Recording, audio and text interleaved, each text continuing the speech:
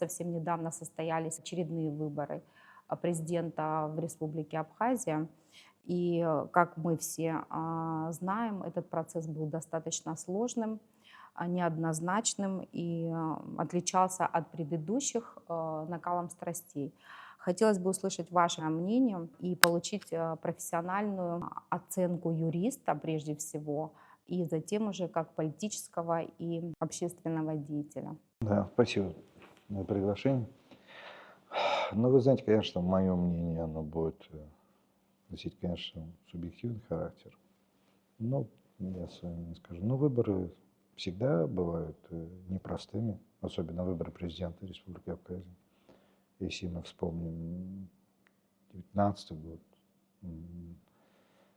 если взять еще с 2004 года, если до 2004 года выборы 99 года, я был тогда зампредседателя ЦИКа, министр юстиции был, я был зампредседателя ЦИКа. Тогда была одна кандидатура Владислава Григорьевича, и, естественно, атмосфера была совершенно другая. Но когда есть конкурентная борьба, мы хорошо помним 2004 год, совершенно неоднозначные выборы, сложные во всех отношениях. И думаю, что накал страстей, который тогда был, эхом отдается на сегодняшний день тоже. Но все равно, где есть конкуренция, где есть борьба, когда политические партии соревнуются, естественно, это все просто так не бывает. Возможно, сейчас уже, когда все это прошло, вся эта пыль осядет. Люди, я думаю, что на это посмотрят немножко с другой стороны. Возможно, некоторые поймут, что они чересчур много нервничали, чересчур много наговорили ненужных вещей. Кого-то, возможно, незаслуженно оскорбили.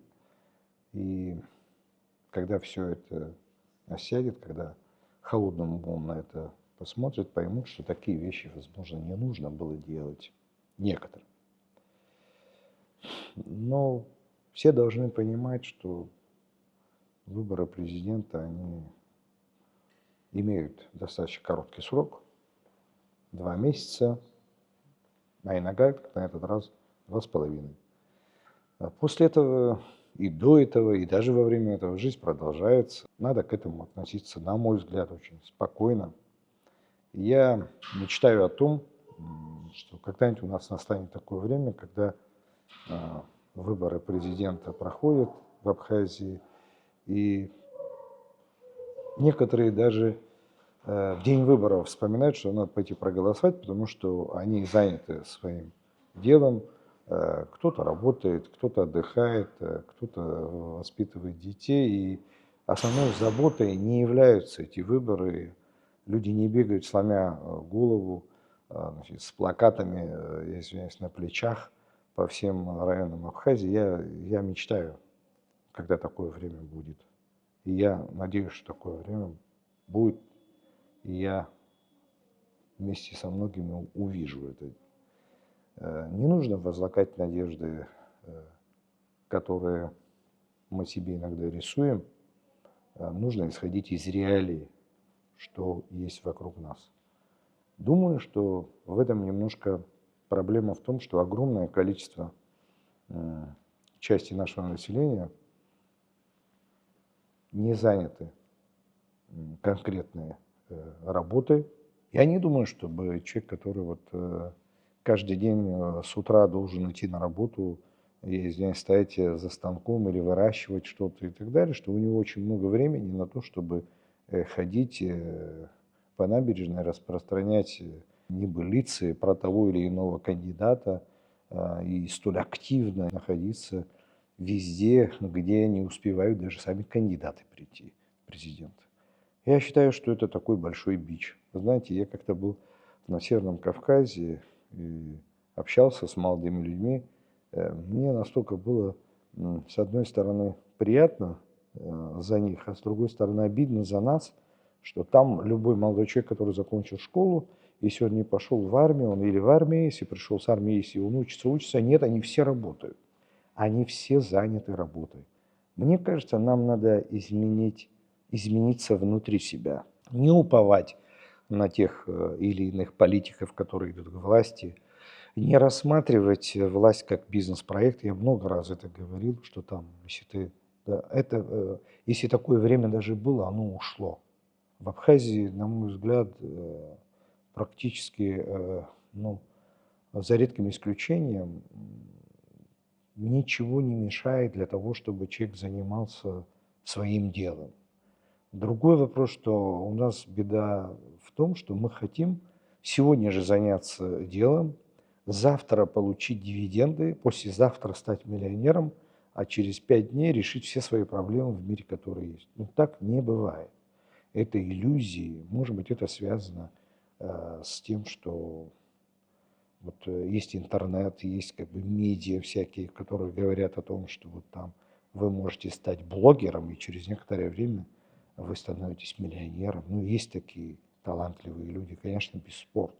Но мне кажется, что вот мы должны немножко о другом думать. Мне немножко удивляет, знаете, что эм, не то, что я кого-то критикую, но посмотрите, когда вы последний раз видели, что человек защитил кандидатскую, приехал в Абхазию, там его встретили телерепортеры, наши известные журналисты и неизвестные тоже, спросили, как он защитил кандидатскую, где он защитил докторскую, значит, кто получил образование. Если это какой-то боксер, я извиняюсь, я ничего против спортсменов не имею, я сам всю жизнь занимался спортом, значит, простите меня, там, занимается каким-то видом спорта, который даже появился недавно, то его там везде рекламируют, там, значит, вот эту, извините меня, вот какой-то борец ММС, который кого-то там победил, там и так далее. Вот это культ насаждается, вот такой, ну, это хороший культ, я имею в виду в плане здоровья и так далее.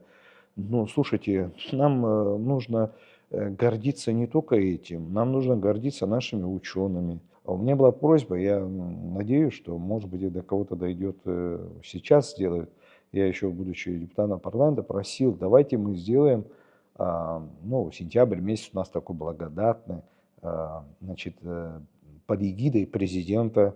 Мы тогда хотели под эгидой президента и парламента, у нас не удалось, но, надеюсь, сейчас получится приглашать в Абхазию всех тех наших граждан, которые, значит, родились в Абхазии, добились больших результатов за пределами нашей маленькой страны. Вы знаете, вот иногда в деревнях бывают такие люди, вот в маленьком поселочке в деревне может появиться одна женщина вот с большими склонностями к сплетням. И она умудряется, знаете, вот весь этот поселочек с друг другом поссорить.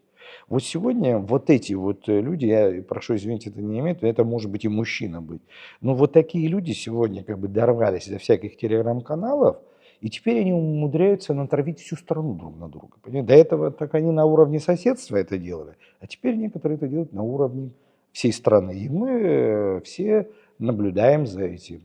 Эти люди делают некоторых виноватыми на ровном месте. Вот исходя из ваших умозаключений, как известно, в любом обществе имеет место быть оппозиция, да, в здоровом обществе.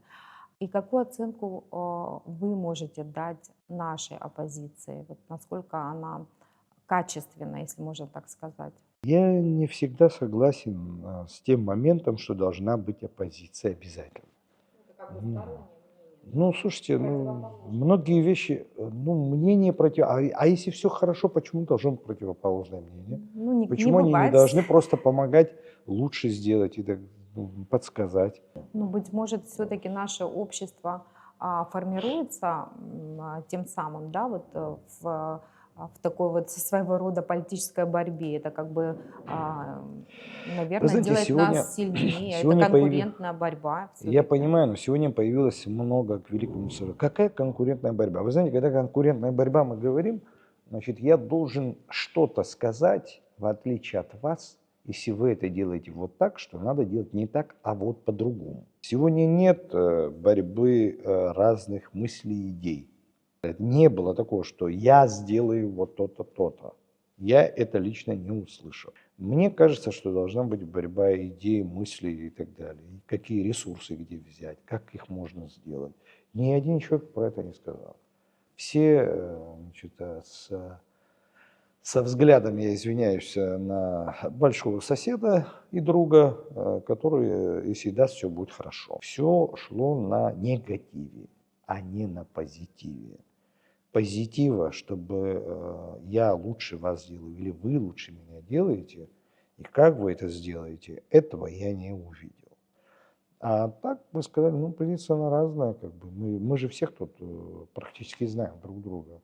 Мне иногда удивляет, когда значит, люди, высказывая свои мысли, идеи про конкретных людей, потому что все это люди конкретные,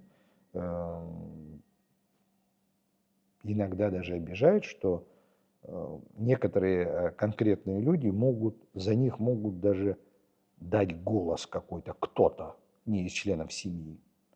Я вообще это не понимаю. Их знают. Когда ты разговариваешь в обычной беседе, у меня такое ощущение, что некоторым дают голос не потому, что они хотят им дать, а чтобы не получили Да, другие. То есть, противовес. да, ну это какое-то голосование с отрицанием. Ну, мне хотелось бы, честно говоря, что если человек голосует, чтобы он объяснил, почему и зачем. М, а, У нас черный пиар очень такой, он стал, во-первых, оскорбительным. Сейчас я вижу некоторых журналистов, кстати, вы знаете, ничего, оказывается, не меняется. Те люди, когда я был министром юстиции в 97 году, 96-м, 98-м, где как бы были очень серьезные оскорбительного характера в отношении как бы того же Владислава Григорьевича Ардзинба. Вот. И у нас были разговоры, у нас были вопросы о лишении этих журналистов вообще лицензии, Минюста и так далее. Тогда пошли навстречу из-за их, это абхазский такой вариант, что этот человек заслуживает большего, но из-за уважения значит, к его фамилии, Менталитет значит, сработал, вот нашу значит. ментальность. Я понимаю, что это тоже перечеркивать нельзя, конечно, но из-за этого им простили многое, значит, а ничего не поменялось. Они как вели себя, как говорится, некорректно тогда, а сейчас они еще вдвойне, втройне. Ну, Потому что это прошло, как говорится, и так. Эти люди себя хорошо знают. И вся страна их знает, как бы. Тогда они сидели, как говорится, и самое интересное, сегодня они являются некими, демонстрируют себя, что они носители какой-то, не знаю, такого, знаете, такого бренда, который был тогда, вот, значит, под флагом, как бы, и еще там немного они показывают, еще вот пользуются почему-то очень сильно пользуются именем Владислава Григорьевича Ардзинба, и они это дело доведут, на мой взгляд, Политическая спекуляция, вы считаете? да, ну вот эта спекуляция этим именем, это оскорбительно в отношении него. Монополия, извиняюсь, именем первого президента, монополизировать там, при всем уважении даже фамилии, значит, и так далее, это неправильно. Это общенациональное достояние. Нельзя превращать ее в чью-то, я извиняюсь, собственность. Самое интересное, что вот семья его Да. это не делает. Вот самое интересное, это они понимают, что это, а вот некоторые товарищи как бы вот ради, на мой взгляд, Пиара. сиюминутных политических Прикрыть. решений, политических задач начинают этим пользоваться. Это общее достояние. Но все-таки, наверное, стоит сказать, что необходимы какие-то рамки, да, вот для того, чтобы сдерживать эмоциональный какой-то такой вот флер, скажем так, в обществе. Вы знаете, вот сейчас происходят некоторые вещи, связанные вот, ну, мы не должны лукавить, говорить то, что есть, это неправильно. Вот наши соседи, на мой взгляд, в частности в России, заметили, что мы очень не можем даже наказать тех, кого надо было бы наказать. Нашу неспособность, неспособность использовать внутренние ресурсы, не используя, государство не может существовать, если у этой страны не работает милиция, прокуратура. То есть репрессивный аппарат, если не работает, государство выстроить невозможно. Наш репрессивный аппарат, если можно сказать, слово репрессивное Ну я да. бы убрал, потому что это вообще даже смешно выглядит. Знаете, но я опять прохожу, мы должны себя изменить внутри сами, а не начинать с милиции или с работника государственной автоинспекции или с прокурора. Мы должны, граждане, сами понять, что это наши братья, дети, сыновья и так далее. Мы должны к ним с уважением относиться. Они находятся на работе. Но самое интересное, что они, когда проявляют работу, я вот честно вам скажу, ну, может быть, мне повезло так и так далее. Я нигде не видел агрессивных каких-то работников ГАИ, каких-то вот жаждущих на кого-то схватить, как говорится, в милиции.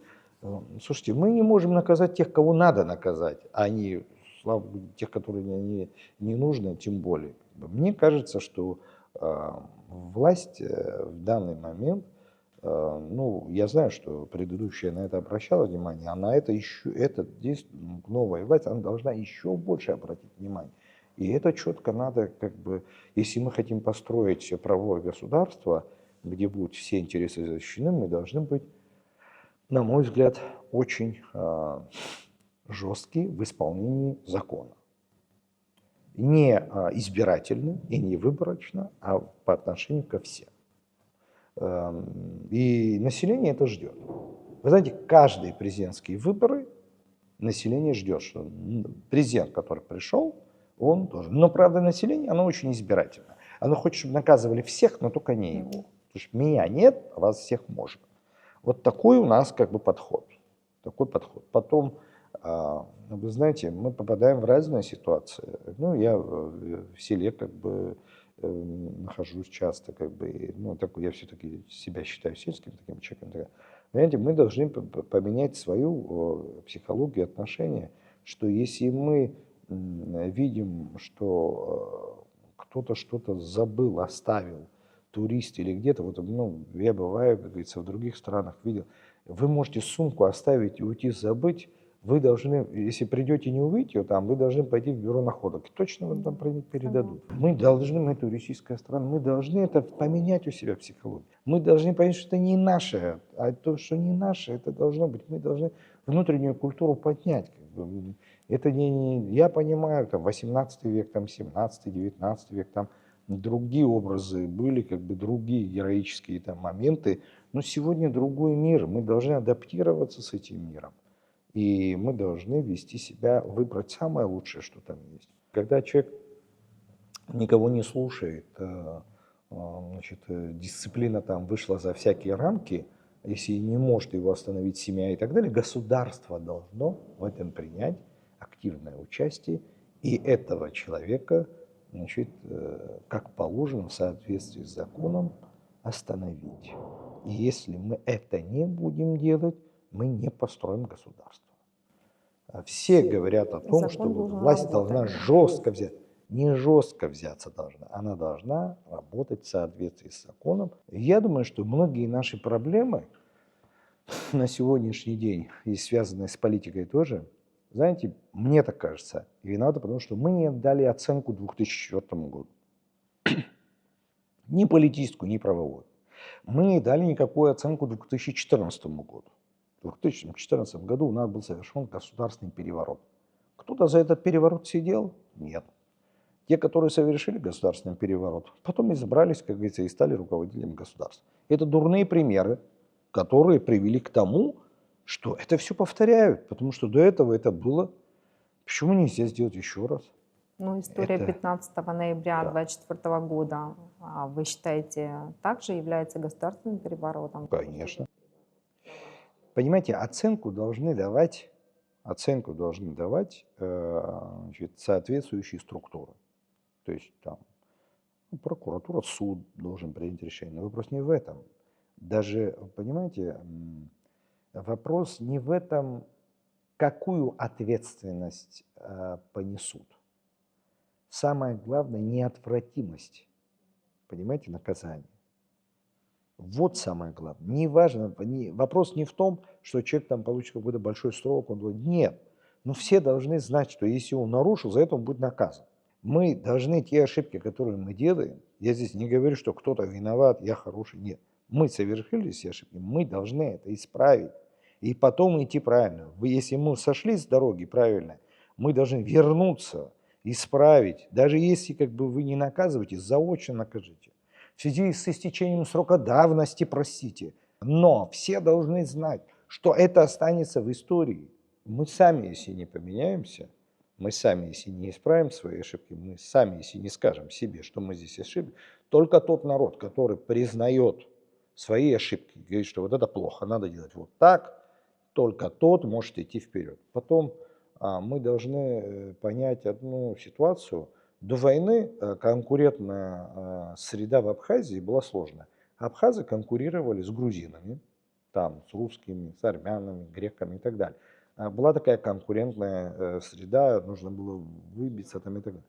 Послевоенная ситуация так сложилась, что ну, мы становимся менее конкурентными.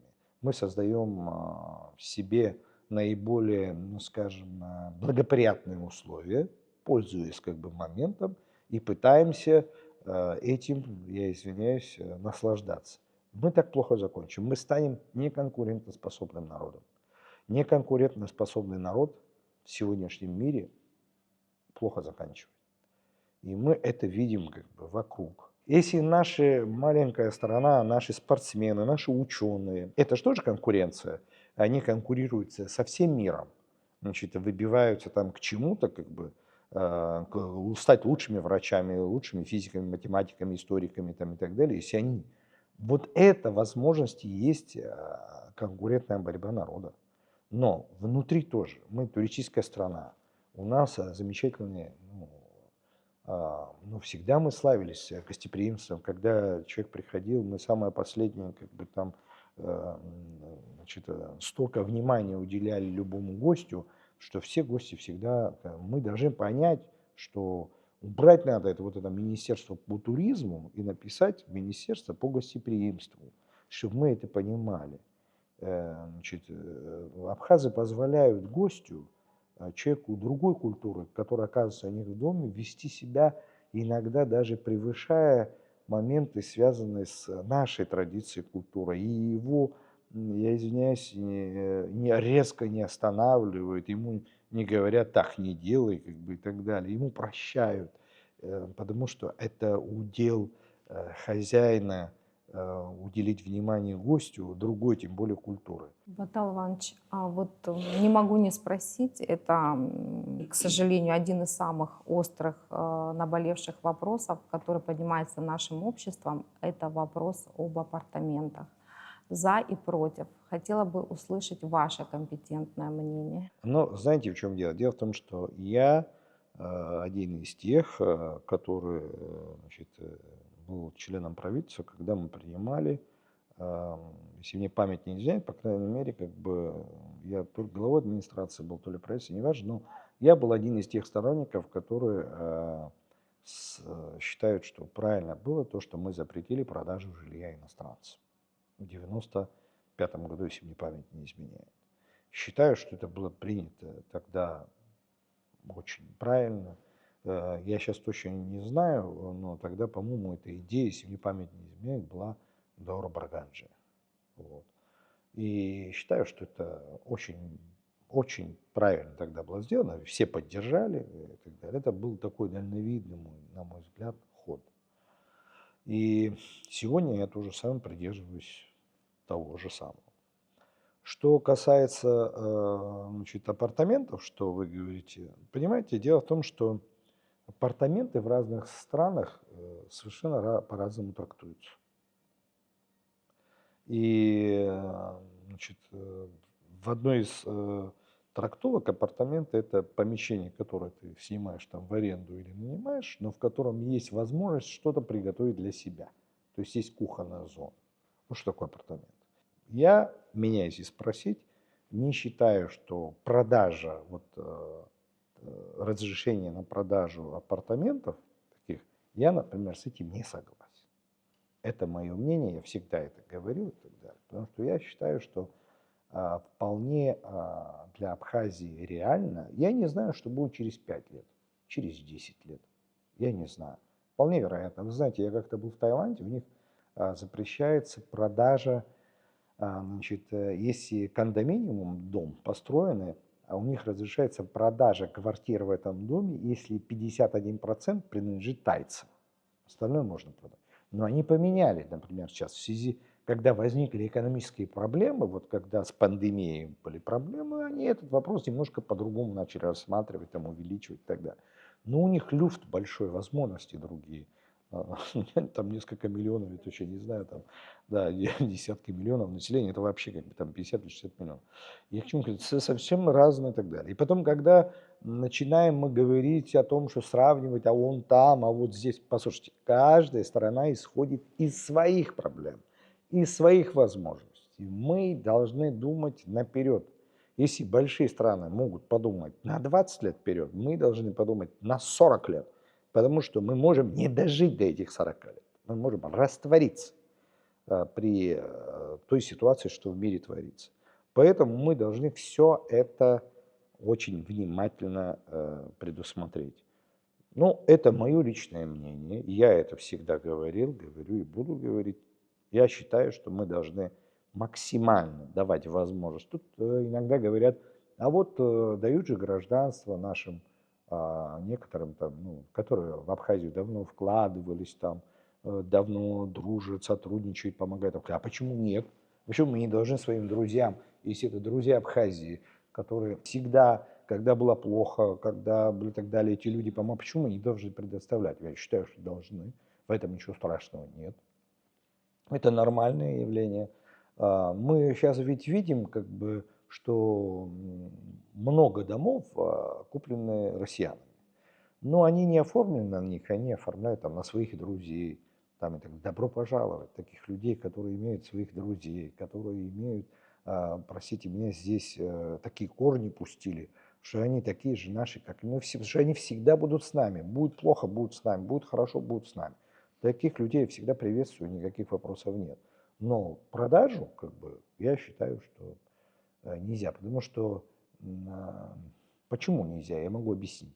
Понимаете, в чем дело? У нас разные весовые категории со всем остальным миром. Понятное дело, что мы, я считаю, мы привязаны к России, и это замечательно, что нам повезло, что мы имеем дело вот именно с таким народом и с такой страной, вот, которая, это, я извиняюсь, не американцы, это не европейцы, это совершенно другой народ с другой духовной большой культурой, и нам в этом плане очень серьезно повезло. Но у нас разные с ними весовые категории. То, что для них может быть просто мелочью, для нас может быть смертельным. И поэтому мы должны, я много раз это говорю, может быть, это такая уже оскомину кому-то набила, нам нужно относиться, вот знаете, вот мы должны как к Солнцу относиться к России, понимаете, вот так сказать, совсем приблизимся, просто сгорим. Мы не заметим, они бедные, не заметят нас, они не хотят нам ничего плохого, просто сгорим. Далеко уйдем, замерзнем, как говорится. Мы должны выбрать достойную, красивую дистанцию, дружескую, теплую. Мы должны превратиться в такой оазис для России. Это большая, огромная страна, но очень холодная страна. Людям нужно тепло, люди вообще хотят. Я в Сибири учился, я знаю, что такое, знаете, там 9-10 месяцев, когда солнца нет и так далее. Это очень, очень сложно. Вот мы должны быть таким местом, где они получают вот отдушину, где они могут как бы чувствовать себя, что они находятся у людей таких же, как они, родных, с одинаковой ментальностью, с одинаковым юмором, с одинаковыми вкусами к жизни, потому что мы все-таки вместе прожили там в одном государстве, здесь нет отторжения, у нас все друзья тут и так далее. Это должно быть такое, знаете, такое отдушина. Мы должны стать настоящей страной души для них, чтобы они приехали и получили удовольствие от этого, и всегда они должны быть желанными здесь, всегда. И мы это должны всегда понимать. Вот. Я абсолютно не имею в виду только, знаете, вот чисто меркантильные вопросы и так далее. Вот знаете, что вот приехали туристы, денег принесли. Ну, не совсем так. Это не просто туристы приезжают, они приезжают со своей серьезной культурой. Да, Это расширение народ горизонтов и очень культурных в том колоссальнейшей числе, культуры. согласна. Вы знаете, мы иногда вот соприкасаемся с этой культурой, мы не совсем понимаем, как нам повезло, что мы имеем. Вот здесь у нас проходит, да, очень много концертов ежегодно, таких, ну, слушайте, звезд мировых. Мы к этому привыкли. Мы считаем, что это нормальное явление. Недавно вот здесь там может приехать там известнейший театр, как бы, могут приехать известнейший танцевальный ансамбль, который вы не попадете, где бы в мире не были, вы билет просто вот так не получите. Понимаете? И все это мы получаем, ну как вам сказать, это в дар. Мы к этому привыкли. У абхазов есть такое выражение, «Она хаяш созала, как будет цонха». Тот, который привыкает к святилищу, ну, к этому относится очень... Это не так. Есть в мире страны, больше нас, в десятки раз больше, значит, и так далее, где вообще не соприкасаются с такой культурой. Они даже не знают, что это такое, не имеют такой возможности. А нам повезло, мы имеем. Я уже не говорю только про образовательные дела. Слушайте, ну посмотрите, как бы, какой уровень, даже медицины. Я понимаю, что, ну посмотрите, у нас замечательные врачи, очень замечательные врачи в больницах, там вот, ну, я вам скажу, ну, просто любо-дорого, как бы иногда вот говорите, такой высокий уровень. А где мы их взяли? Это можно спросить? Где это взяли? Все это обучались в России, каждый раз консультируются с Россией, помогают там и так далее, и так далее. Но это надо ценить. Мы немножко перестали, ну, ценить эти вещи. Ну, нельзя так. Это некрасиво. Это неправильно.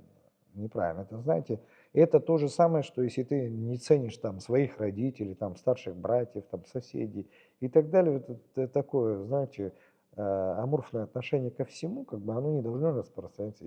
И эти вещи надо ценить. Мы такую возможность имеем. Мы имеем такую огромную, это не окно, а такая дверь, которая как бы надо.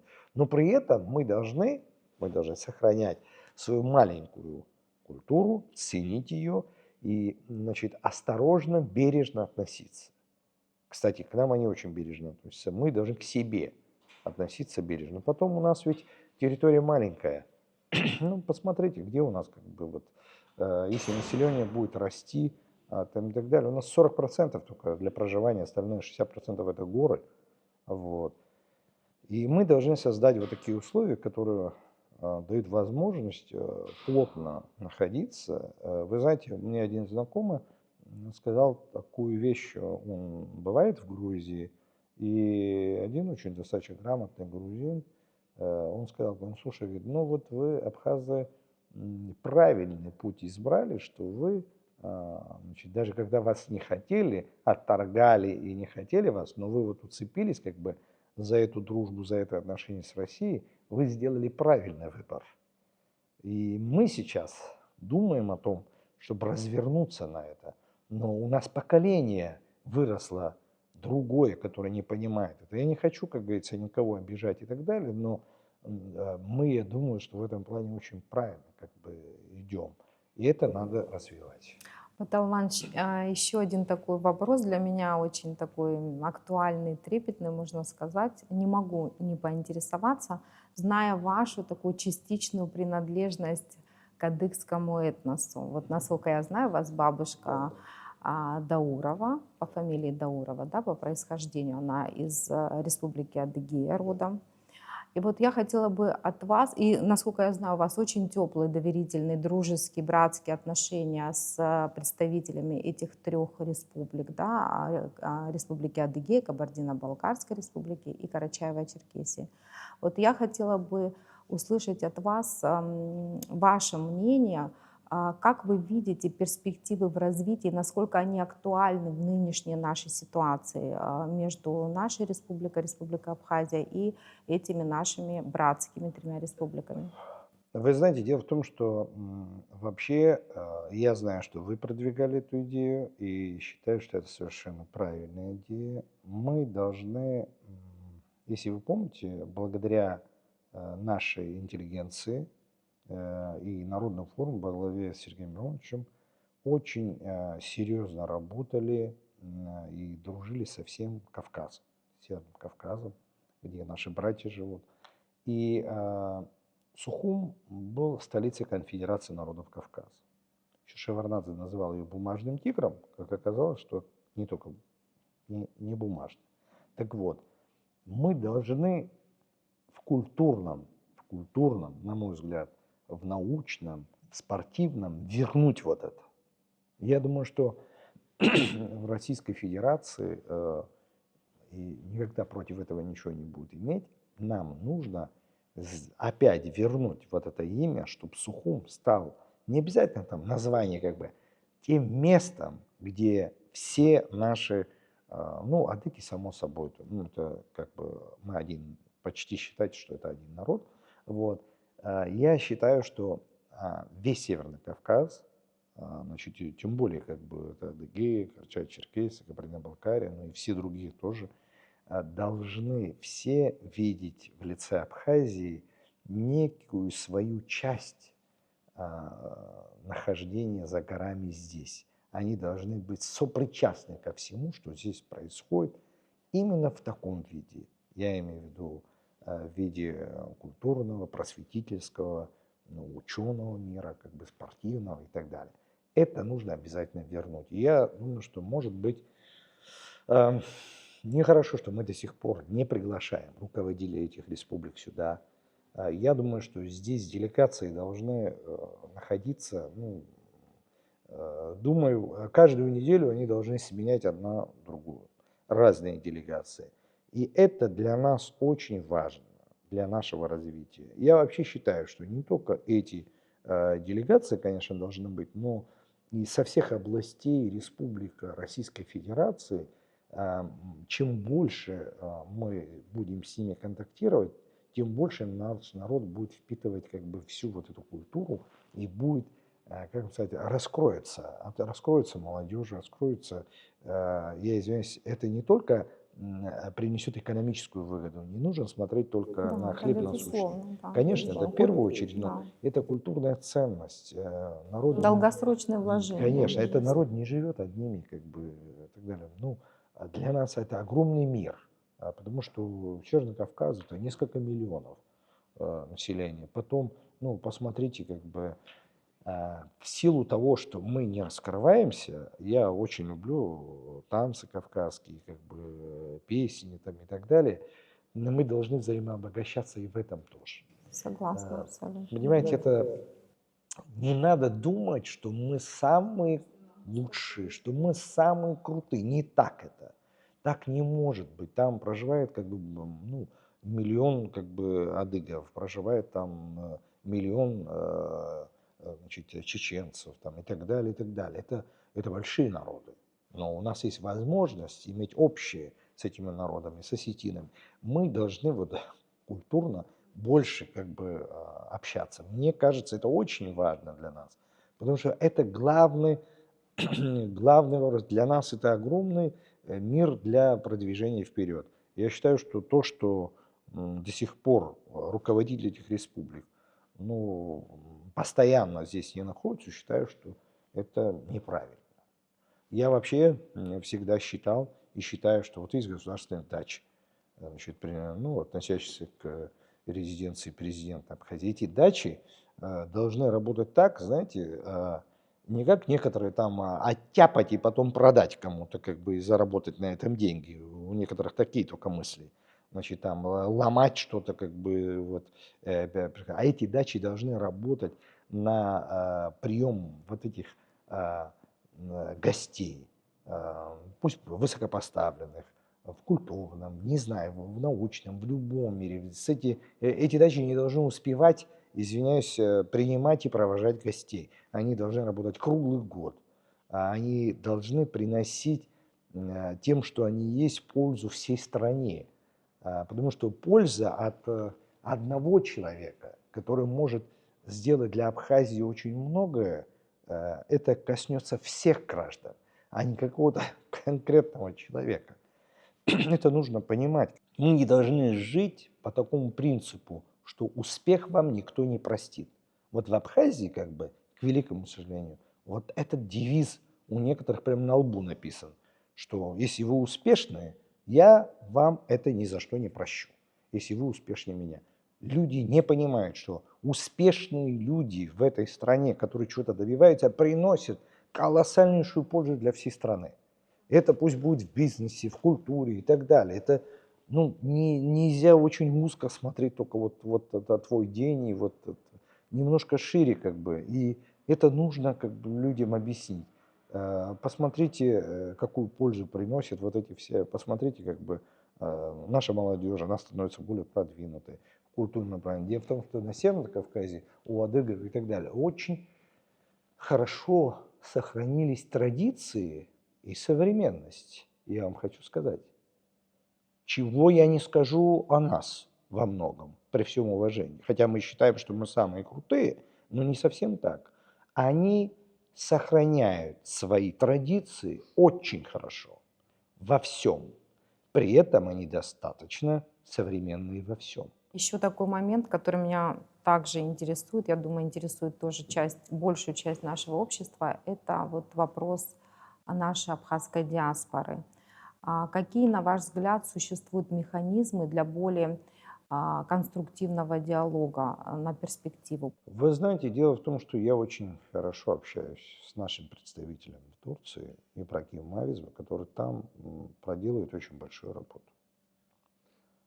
Но дело в том, что я бываю в Турции, виделся со многими и так далее, но вы знаете, чего мы добились? Мы в пылу политической борьбы в Абхазии втянули наших братьев в Турции, да и, собственно говоря, и на Северном Кавказе, вот в эту борьбу, преподнося им не совсем правильную иногда информацию. И мы их втянули в политическую борьбу, которая им не совсем понятна, но в силу того, что им так объяснили, они тоже в это вошли. И мы приходим к тому, что уже мы добились успешно это экспортировать туда и противопоставлять там наших же сограждан друг другу. И самое интересное, что вот эта какая-то непонятная борьба приводит к тому, что ничего значит, полезного для того, чтобы интегрироваться с Абхазией, не делается. Все уходит в эту ненужную какую-то борьбу, абсолютно непонятную, в воздух. Вы считаете, что это как бы упущение обеих сторон? Ну, вы знаете, мы эту заразу им влили. И не сегодня. И не сегодня. Некоторые наши сограждане, значит, уезжая туда, значит, начали им, как вам сказать, свои идеи, которые у них здесь есть, им преподносить в сфере, в такой выгодной для них интерпретации, что они этих людей тихо-тихо отворачивают от Абхазии. Если до этого было много делегаций, которые приезжали и так далее, теперь они уже там начали друг другу противостоять. Ну, честно говоря, я считаю, что это преступно. Самое интересное, что этим очень, не хочу фамилии называть, как бы плодотворно занимается некоторая часть как бы нашей интеллигенции, которая почему-то некоторые товарищи решили, что они больше патриоты, чем другие. Они больше любят Абхазию, чем кто-то другой. Я вообще не понимаю, откуда вот такая монополия на любовь к Абхазии, монополия на то, что они больше как бы знают, что должно и что должно быть лучше для Абхазии. И вот это экспортировали туда, что привело к тому, что некоторых начали противопоставлять друг другу. Я понимаю, что все началось с того, что голосование там проходило, как бы для того, чтобы привлечь себе как бы сторонников, как говорится, всякую гадость лили на других. Вот это, значит, вот это вот неприятие, будучи председателем Центральной избирательной комиссии, я соприкоснулся с этим, к великому сожалению. Вот.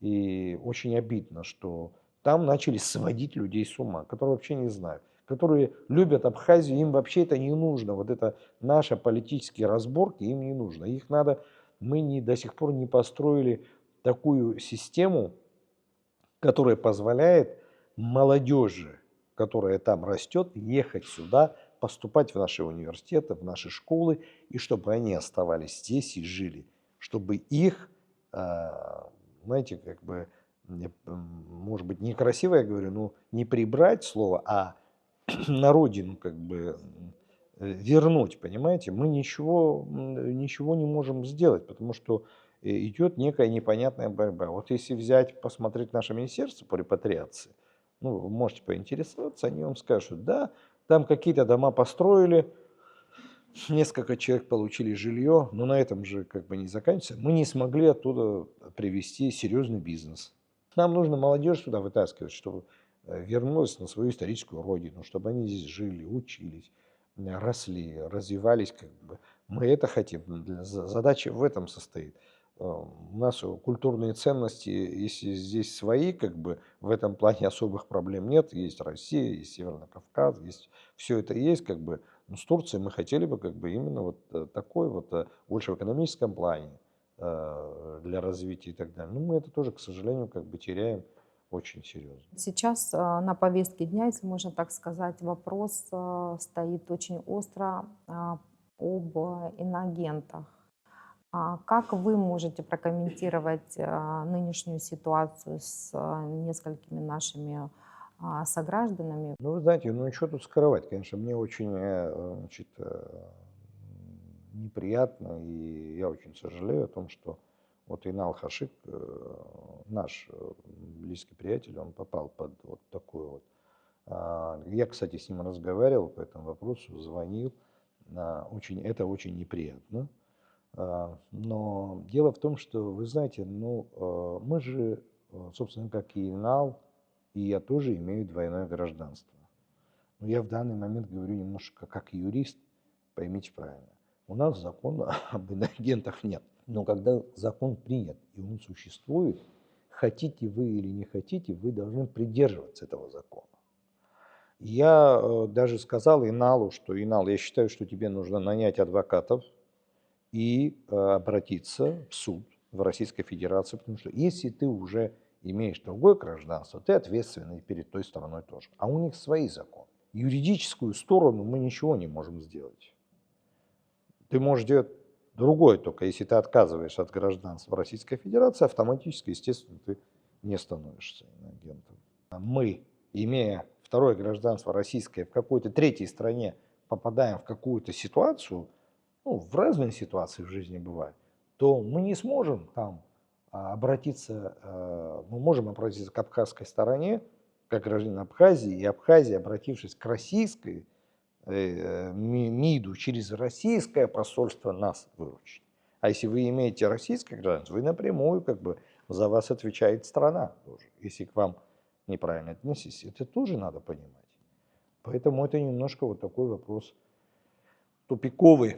С одной стороны, хочется ответить, значит, сожалеть, что такая ситуация произошла, но мы должны понимать, что раз мы имеем два паспорта, мы несем ответственность в двух странах.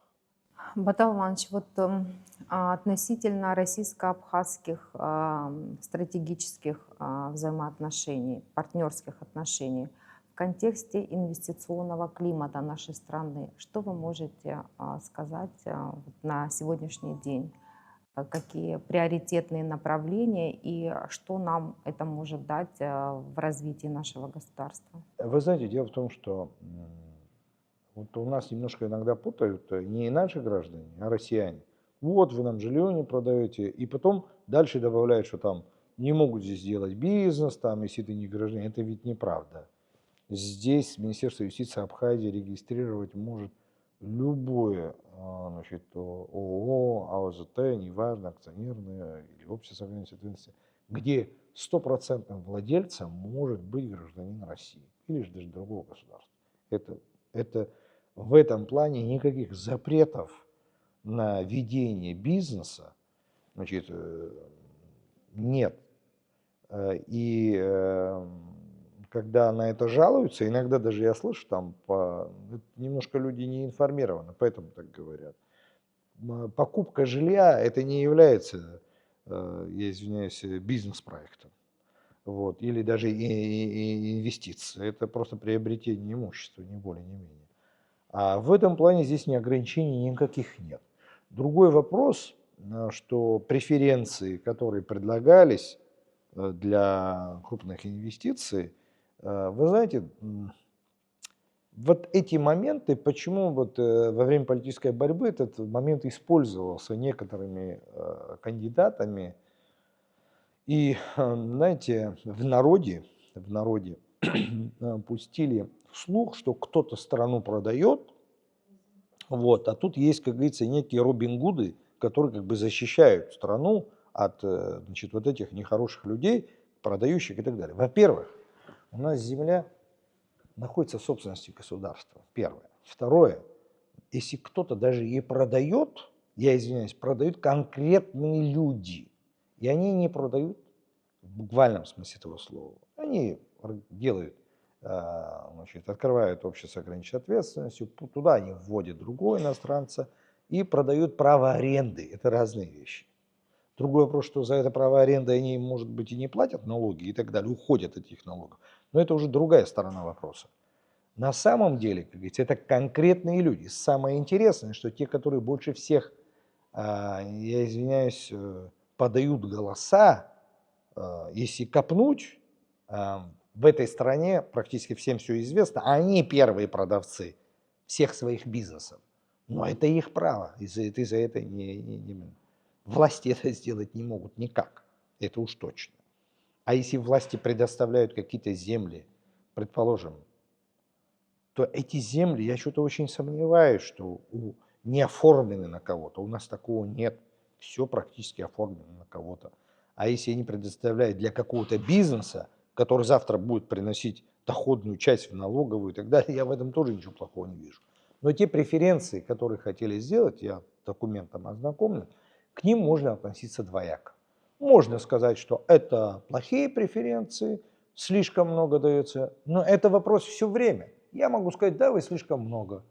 С другой стороны, как ни странно, те, которые так говорят, потом интервью дают и говорят, ну там кое-что чуть-чуть надо поменять. Вы знаете, один человек, крестьянин, мне сказал одну фразу. Вы знаете, говорит, Батал, они не против того, чтобы приходили какие-то инвесторы с России, брали, как говорится, это делали и так далее.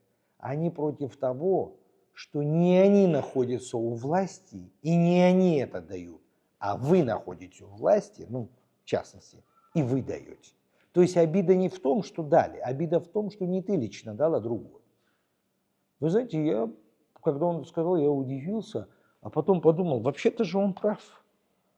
И когда говорили про ту же дачу, которую предоставляли, вот тогда он и сказал, слушайте, они не против того, чтобы дачу отдать. Говорит, просто они хотели бы быть там у власти, и они решали бы этот вопрос, а не те, которые есть сейчас.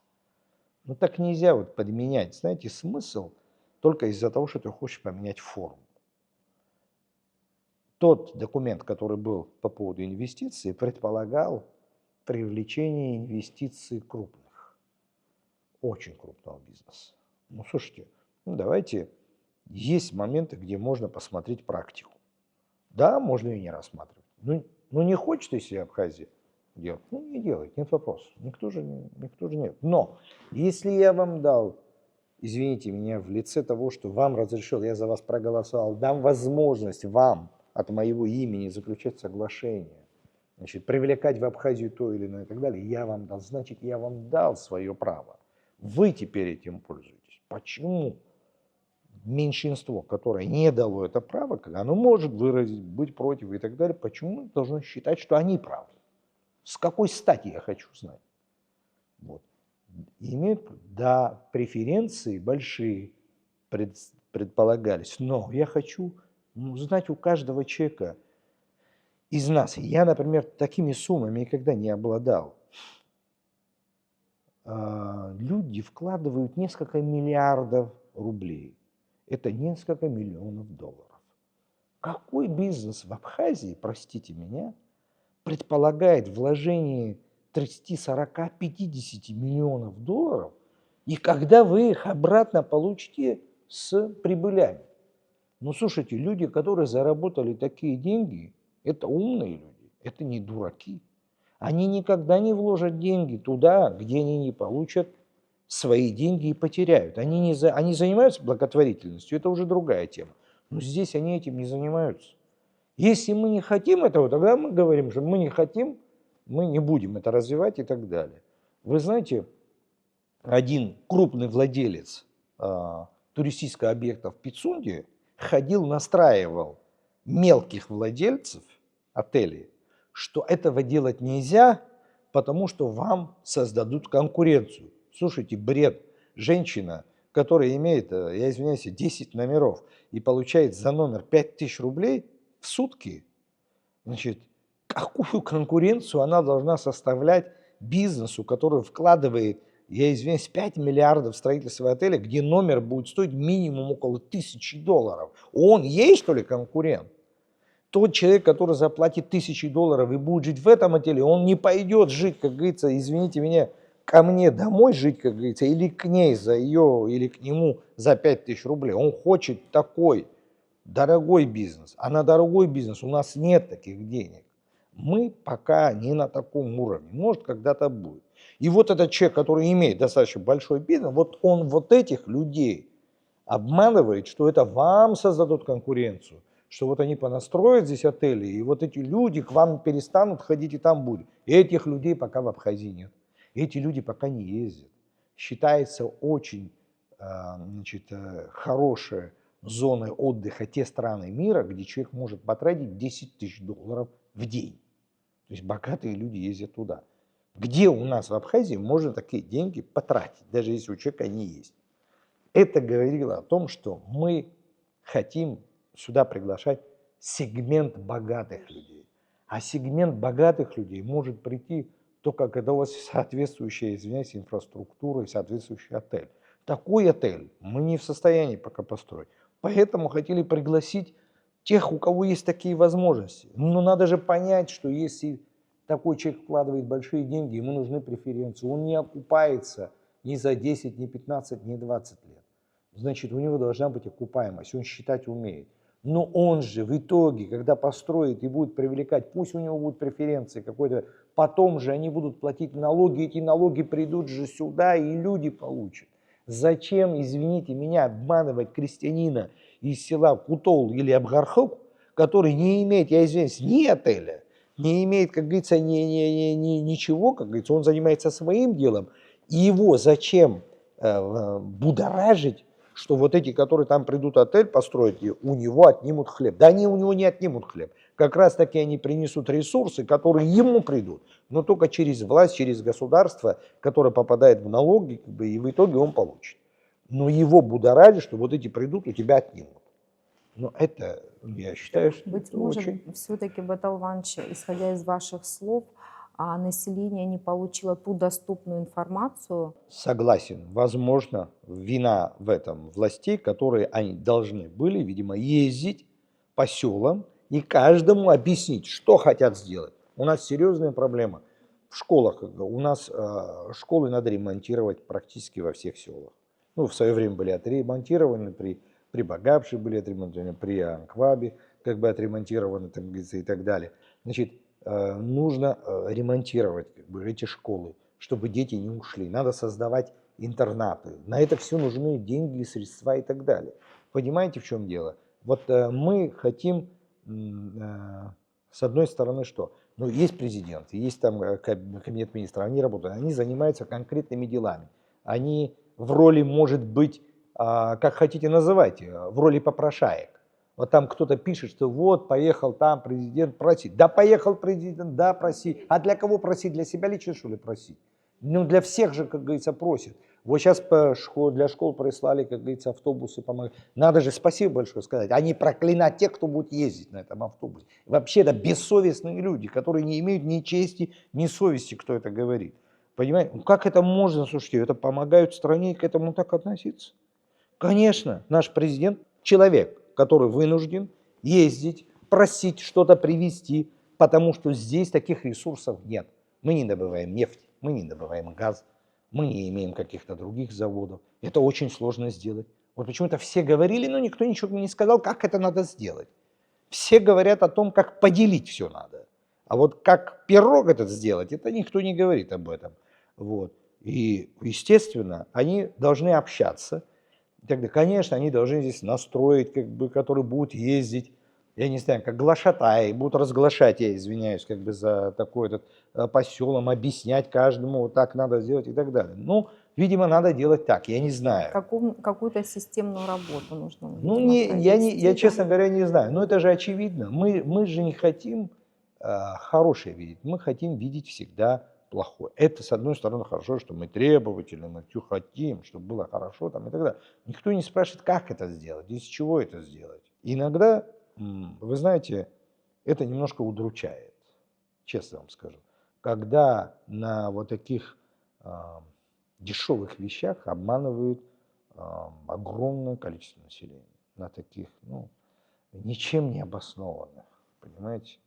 Мы говорим, значит, вот к тому, что вы сказали о майнингах, говорили. Послушайте сюда, меня поражает люди, которые, вот я был депутатом парламента, приходили, нам утверждали, как говорится, что это процветание, если будет майнинги.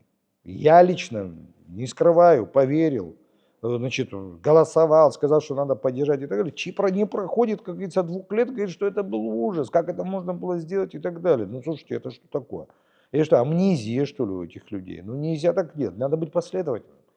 Ну, нельзя как бы менять резко, как говорится. И потом мы иногда, знаете, вот когда человек говорит, политик, что-то, мы используем это против, как говорится. Вот что он сказал против, пожалуйста, это их право там, и так далее. У меня был такой момент, я в свое время возмущался, что население как бы не идет, не голосует, что они не выражают свое мнение, что они не идут на выборы, что они вот только, как говорится, шкурными вопросами хотят заниматься. И, значит, как будто до них дошло, как говорится, люди пошли, проголосовали и так далее. Так некоторые начали говорить, что вот, тогда же вы говорили, что да, говорил, потому что не пошли на выборы. А сейчас пошли, молодцы, выразили свое мнение. Прекрасно. Что в этом плохого? Как бы, я не понимаю. Я хочу, как бы, каждый, когда, если это касается выборов и так далее, имел свое мнение. Но мнение не должно быть построено на, извините, манипуляциях и на обмане. Это же, в конце концов, маленький народ, мы все свои здесь. Вот все вот здесь пройдете, 10 человек, где стоит, они все родственники. Нельзя вот из этого, как бы, из этих политических моментов людей травить, как бы, и делать. Мы должны стремиться к лучшему. Мы должны помогать друг другу, если есть такая возможность, советом, кто может, возможности, как бы, там, и так далее. И радоваться чужим успехам. Пока мы не научимся радоваться чужим успехам, не будет никакого процветания этой страны.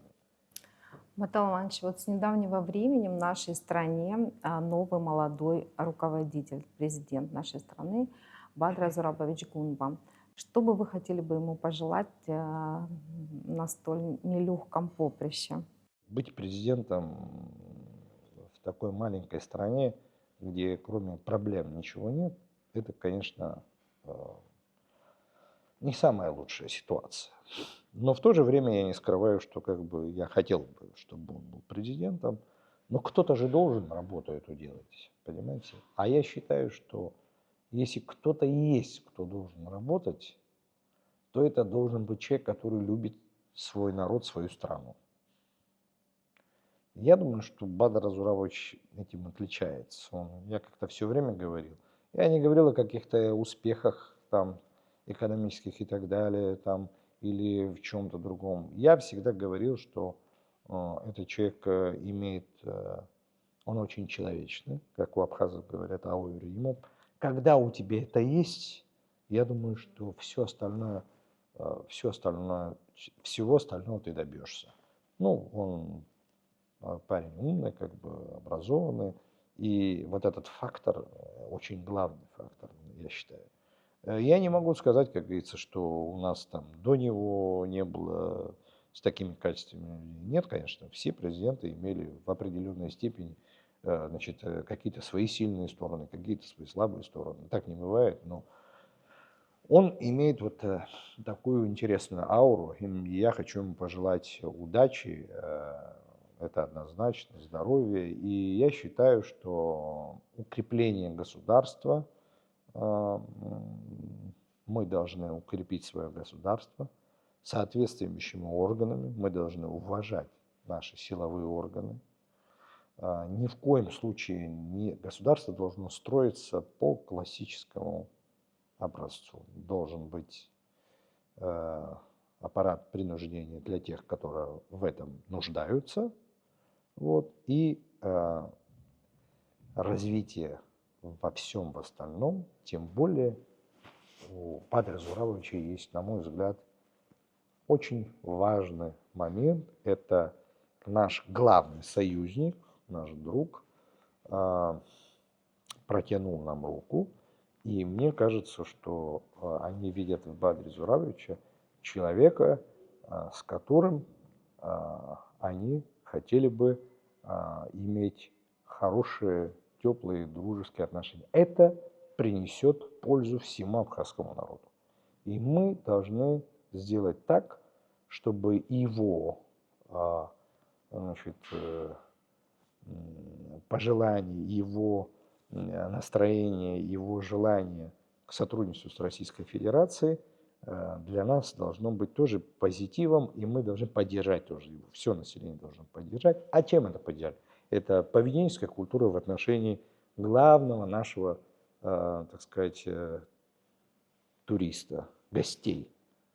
Это гости. Когда мы научимся, мы умеем принимать гостей, мы должны теперь это распространить на всех. Когда мы это сделаем, когда правоохранительным органам мы поможем, мы должны помочь правоохранительным органам. Не они нам, а мы им должны дать возможность Осознание, нормально работать, осознанность. Мы должны измениться в себе. И если мы видим, что человек что-то строит, что-то делает и так далее, мы должны радоваться за него, помочь, а не мешать ему, шпильки ему ставить. Мы должны конкурировать как народ. Мы должны подтянуть все народы, которые живут в Абхазии, значит, армяне, греки, русские, там евреи, я не знаю, кто там еще здесь живет, как бы все их подтянуть. Они должны знать, что это их страна, что они здесь не, извиняюсь, временные жители. Грузины, которые живут в Гальском районе, они должны знать, что это их родина, а у них другой нет. У них другой нету, они здесь родились, здесь выросли, здесь живут, и процветание, оно должно быть для всех. Он президент общий для всех, как бы, а не для абхазов, как некоторые здесь как бы немножко думают. Это общий президент. И они должны понимать, что это их родина, это единственная их родина, и они должны все приложить к процветанию. Когда мы их всех вот подтянем, мы будем, и мы конкурентно способные станем, они будут чувствовать у себя, и они принесут гораздо больше пользы, чем мы предполагаем, и для себя, и для нашей Родины, и для нашего процветания. Мы должны сделать так, что они захотели бы учить абхазский язык, развивать абхазскую культуру, и, возможно, через там несколько поколений, как говорится, они уже настолько адаптируются, что мы уже не поймем, кто здесь есть кто. Это должно быть, как говорится, одним общим, а не идти по принципу разделять. Мир сейчас достаточно хрупок и уязвим, и, безусловно, мы должны ценить то, что мы имеем здесь и сейчас. Но, как мне кажется, мыслить и развиваться на перспективу. Какой вы видите в ближайшем будущем нашу Абхазию? Вы знаете, я, например, почему-то очень такой конченый оптимист. Я абсолютно уверен, что мы выйдем на очень высокий уровень. Нам еще, посмотрите, к счастью, тот фактор везения для нашего народа всегда был. Мы выжили в кровопролитной, как бы, Кавказской войне. Советская власть нам серьезно помогла маленькому народу выжить, получить свою культуру. Оказалось, что с нами как бы такая огромная крупная страна, которая как бы дружески и тепло как бы в итоге начала к нам относиться. К счастью, нам повезло с руководством этой страны, которая сегодня есть. Все это дает нам возможность для процветания. Мы должны соревноваться, наши люди должны соревноваться, знаете, как бы такой должен быть, вот планка должна быть самая высокая, значит, в экономике, в культуре, значит, так как у нас основной это туризм, культура обслуживания, чтобы люди в мире мечтали посетить Абхазию. Чтобы вот есть страны, в которые как бы вот в Голландии, в Амстердам, например, есть дни, когда туристов не пускают. То есть мы должны дойти до такого уровня, и я уверен, что мы до этого дойдем, когда мы вынуждены будем согласовывать, скажем, с Российской Федерацией, что это один день в неделю, значит, граница как бы не работает, не в плохом смысле этого слова, а что просто мы не успеваем переваривать как бы это, в хорошем смысле этого слова. Вот, понимаете, как бы, чтобы это стало таким эксклюзивным, где люди живут в таком достатке, что каждый гость, который приезжает сюда и так далее, хочется, как бы, чтобы борьба была у местного населения за то, чтобы этого туриста просто пригласить домой, уделить ему внимание. Потому что есть в доме такой достаток, что хочется просто уделить. И это не в коммерческом плане, понимаете? Как, потому что абхазы всегда стремились и к имени, понимаете, имя. Главное было имя. Я знаю люди, которые там имели, как говорится, скакунов, которые они последние, как говорится, для того, чтобы выиграть эти скачки, имя, чтобы сохранить, что ты имеешь такое красивое имя, красивый род там и так далее, чтобы наше население, наши граждане настолько чувствовали себя хорошо экономически, чтобы Абхазия была бы такой страной, куда мечтал бы каждый житель нашей планеты как бы посетить эту страну, как бы, понимаете? А россияне должны всегда чувствовать здесь, что они все-таки здесь номер один по сравнению со всеми остальными. Чтобы когда говорили, когда приоритетные, что, понимаете, вот скажем, приехали туристы, это, кстати, во многих странах мира есть, приехали туристы и говорят, что, ну, извините, как говорится, ну, сперва россияне, потом, пожалуйста, там нет вопросов. Как бы ты никого не обижаешь, но приоритеты ставишь, потому что мы никогда не должны забывать свои приоритеты. Кто нам помогает, кто нас защищает и у кого. Если мы эти приоритеты потеряем, нас будет правильно. Когда мы вот это добьемся, здесь должно быть так, что люди мечтали бы посетить Абхазию. А наши граждане, я абсолютно в этом уверен, что молодежь должна быть конкурентоспособной. Конечно, большое, так сказать, процветание, продвижение мы не сможем во многих вещах соревноваться, скажем, с Россией. Скажем, некоторые ученые наши, они, которые здесь достигнут успеха, они дальше будут продолжать идти туда, потому что там уровень гораздо выше. И мы не сможем добиться такого уровня, как там. Это нереально, потому что там 140 миллионов, а здесь 240 тысяч. Поэтому, конечно, это всегда будут. А иногда тут жалуются, что вот он здесь не хочет работать, уехал. Ну, послушайте, там другой уровень, это всегда будет и есть. Но те, которые здесь живут, они должны наслаждаться тем, что живут в этой стране, потому что у нас есть те вещи, которых в мире очень мало. Я абсолютно уверен в том, что в ближайшие 10 лет мы достигнем ощутимых как бы, результатов, тем более, что мне так кажется, что на сегодняшний день именно в нашей дружественной стране, в России, есть люди, которые непосредственно работают с Абхазией, которые понимают эту страну изнутри. Это очень важный момент. Это очень важно, понимаете? И это будет залогом того, что мы пойдем вверх очень резко. Конечно, инфраструктурные дела, они требуют больших вложений, больших ресурсов. Я думаю, что все это произойдет. Не знаю, я считаю, что это будет... И сегодня мы являемся одной из тех стран, в которых как бы, для проживания является одной из лучших. Ну, я имею в виду климатические условия, вода, воздух там, и так далее. Мы должны в этом плане достигнуть совершенства. А, как правило, пределов усовершенствования нет. Спасибо большое. Благодарю вас еще раз за Спасибо. столь содержательную, емкую беседу. Спасибо большое. Удачи.